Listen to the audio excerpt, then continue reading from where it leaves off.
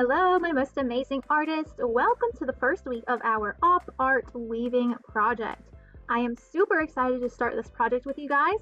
Our goal for this week is to use tints and shades to create value. For our crystal clusters project, we really talked a lot about value to create form. This time we're going to use value a little bit differently though. So let's review our elements of art, our 7 elements of art. We have used tons of elements of art already this year, and we are going to go back and revisit the element of art value. Okay, you are welcome to watch this song if you like to. It just goes over what value is. So let's review and talk about what it is. Okay, what is value anyways? It is the lightness or darkness of a color. Okay, so last time we actually used colored pencils. Some of us may have used crayons to create value. This time we are going to try creating value with paint. Okay, and I'm going to teach you exactly how to do that today. If we look at this grid here, we can see that the color is red. Okay, as it gets darker, it becomes more of a burgundy color, dark red. And as it gets lighter, it becomes kind of like a pink color. All right, the lighter colors are called tints, and the darker colors are called shades. All right, so let's see how an artist actually creates shades and tints in their artwork. All right, so we are going to be creating a monochromatic painting. That means one color. So you're going to choose one color, and we're going to call this our pure color. For this diagram, the artist chose yellow. Okay, you can choose any color that you want to, but for this diagram, the pure color is yellow. Okay, so to create a tint, an artist will mix their pure color with white to create a tint. Okay, and we're not really focused too much about tone here, but just for your information, if an artist mixed a pure color with gray, which is just white and black mixed together, if they mix a pure color with gray, it makes a tone, which is kind of in the middle of tint and shade. All right. Last but not least, to create a shade, an artist will mix a pure color with black to create a darker shade of their pure color. Okay, so we need to remember this while we are mixing our paint today, just so that we are successful in creating our tints and shades. All right, so let's go ahead and get started on our art for this week. So here I have already created one example, and right in the middle we have a pinker color, so we know that's a tint of red. Okay, and on each corner it's a lot darker. So to create that, I just added black to create the shade of red. Okay, so my one color that I chose for this painting was red.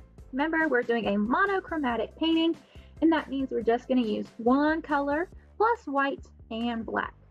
Okay, so we can't use red and green. We're going to have to choose one or the other. What's important is that we show tints and shades of our pure color. Okay, so let's go over exactly what you will need.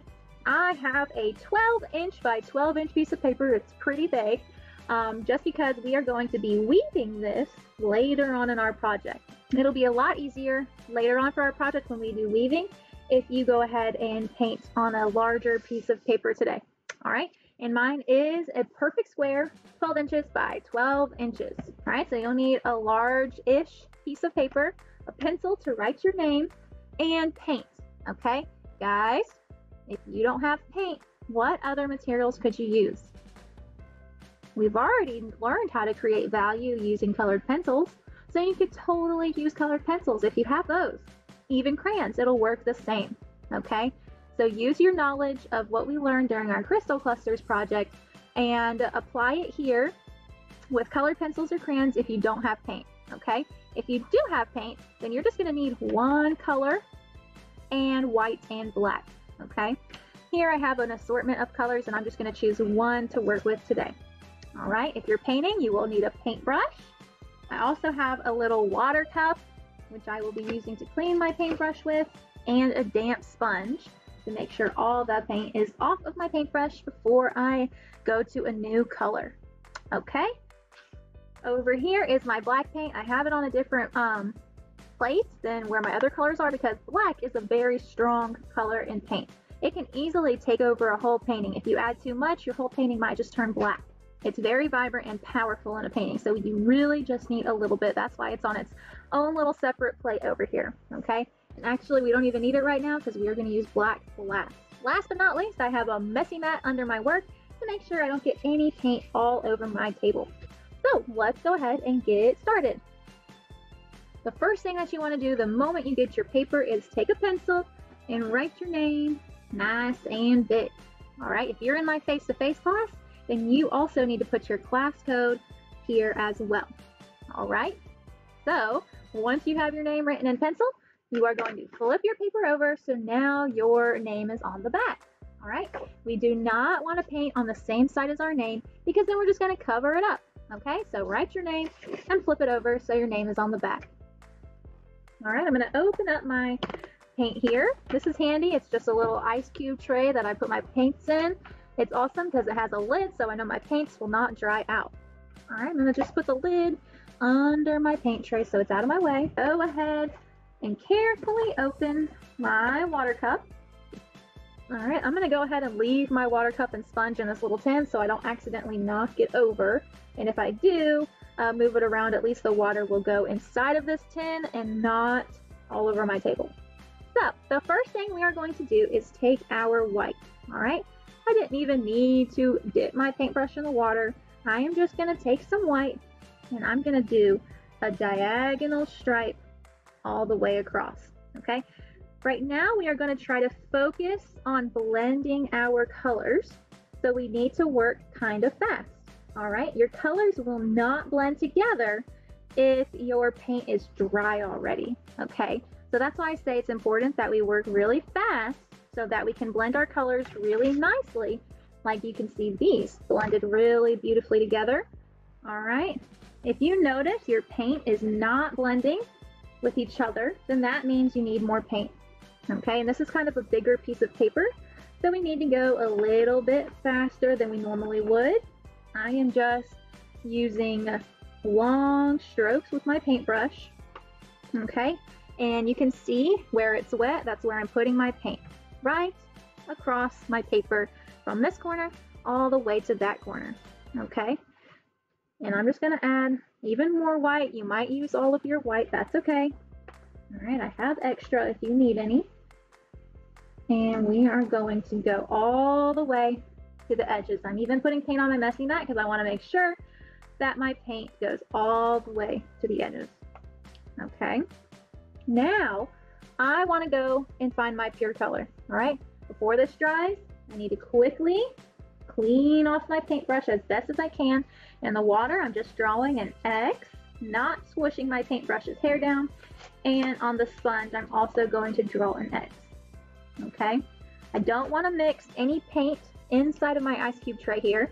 All the mixing is going to be done on the paper. Okay, what I mean by that is you don't want to take white and put it in another color because then it's going to mess that color up whenever you want to use it in the future. Okay, so for this painting, I think I want to use blue. Okay, I'm going to use this light blue here. I'm just going to pick it up, and as you can see, my paint is still dry here in the middle, and I am going to go back and forth, and as you can see, it's already blending really nicely with my white. All right, I'm going to go back into my ice cube tray, get more paint. You can see I'm working pretty fast, and to get it to blend really nicely together, I am just going over and over and over it to make sure I have that nice gradient from really light blue to really dark blue, which we'll get to in a minute. Okay, right now we are just focused on our light blue. Okay, and I put it over here on the right side. So now I need to get some more blue and put it over here on the left side.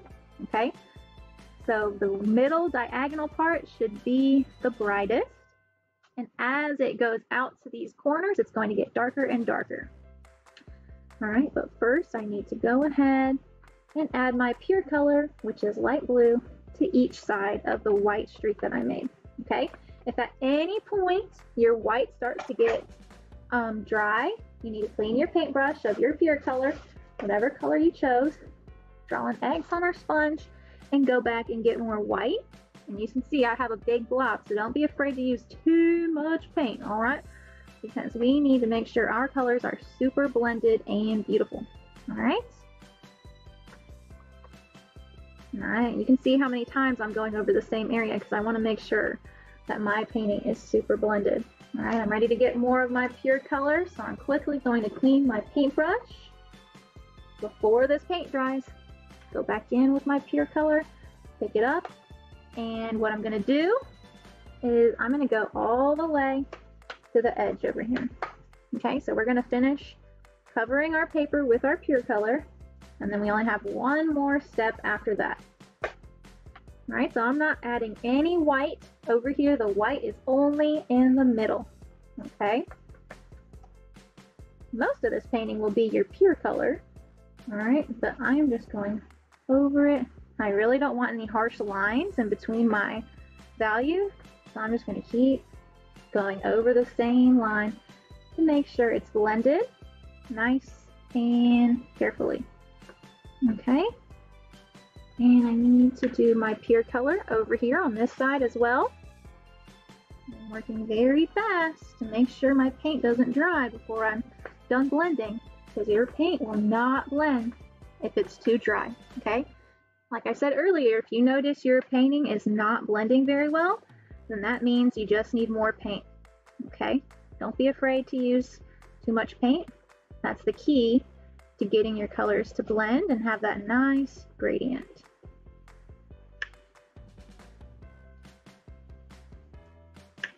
All right.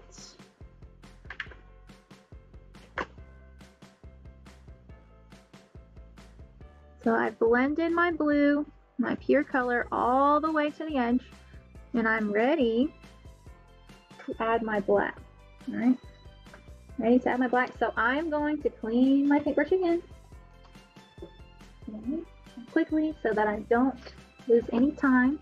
And I'm going to take my black and I'm just going to get the tiniest little bit. You really don't need a lot, guys, okay? If you add, see how dark it is already just down here in this corner? If you add too much black, it could easily overpower your work. All right, so I've added a little bit of black. I'm trying to blend it, but I noticed that my colors are not blending that well. So that means I need more paint. So I'm going to clean my paintbrush, go back over that area with my blue.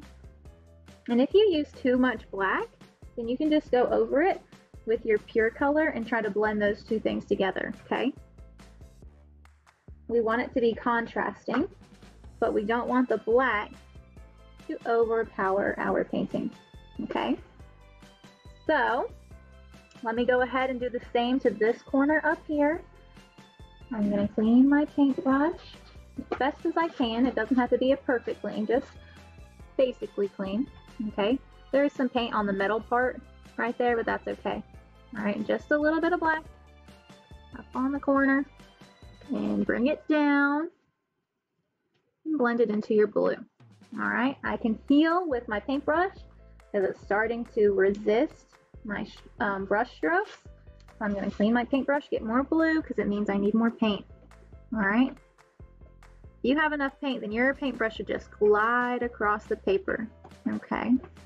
It should want to just keep moving, but if your paintbrush starts to feel like it's getting stuck or anything like that, then that just means you need more paint, okay?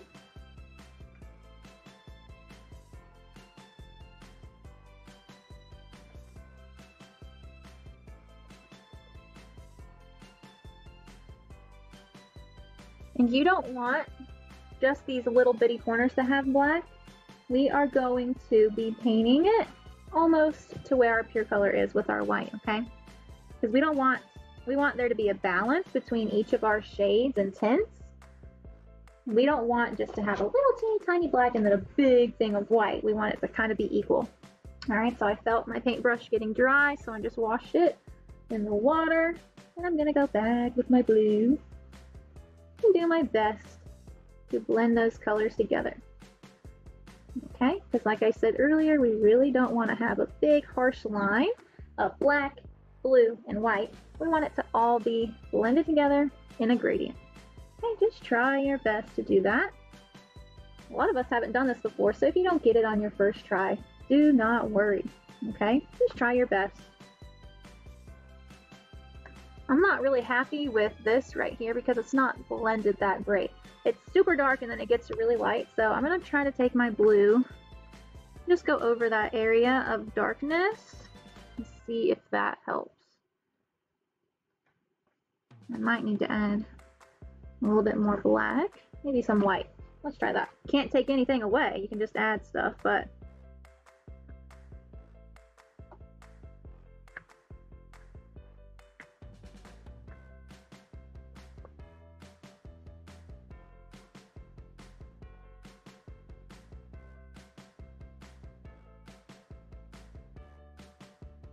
I am just going over it over and over again until I'm happy with that gradient. Adding more white or more blue or more black as I need it. Alright guys, here is my painting all nice and blended, how it goes from super dark and it slowly gets lighter to the brightest part, which is right here in the middle, and then it slowly gets darker again out to this corner. And you can see I really utilized my messy mat today. I went all the way to the edges, making sure I covered my entire piece of paper with paint. All right, it took me about 5 to 10 minutes blending all of this together. So you really need to take your time with your paintbrush and go over the areas to make sure your colors are blended nicely in a gradient. And we will need this painting for next week, so let it dry 100% and tuck it away in a safe place so that you have it for next week. Okay, I hope you guys have an awesome time creating your tints and shades painting. I can't wait to see them, and I will see you next time. Bye.